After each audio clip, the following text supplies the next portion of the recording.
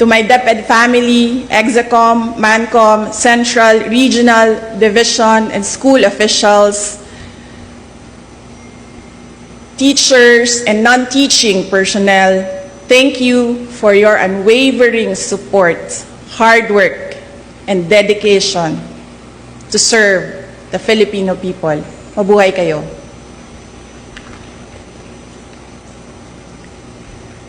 To our teachers, words can never capture how grateful the nation is for your sacrifices, for your passion, and for your unrelenting commitment to rearing the youth. Salamat sa suporta, salamat sa pagiging matatag. The nation will forever be in your debts. Sa 2 taon nating pagsasama, ang kwentong